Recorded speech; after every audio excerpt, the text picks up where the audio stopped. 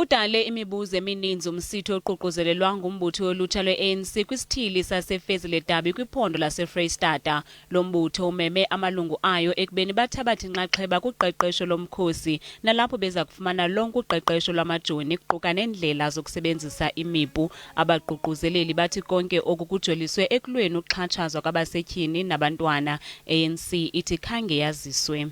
There are a number of programs which we have championed in the youth interest, and there has not been consultation with the ANC NEC with that regard.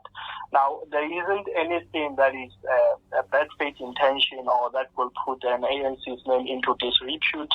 Sithethe se-ANC umnumzana Pule Mabe uthi umbutho olutsha lwe-ANC mawuthathe amanyathelo. We are expecting them to take action.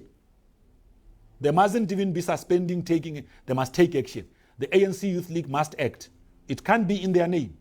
Ikomiti yolutsha ethwaliswe uxanduva kunyaka opheleleyo i-NYTT ngamafuphi ivakalise ukuba iza kuwakhusela amalungu ayo kwesasithili nangona isithi ayisixhasi isenzo sawo nto nje ebezama nokukhusela i-ANC kwizenzo zobuhlanga kwingingqi yaseSenegal.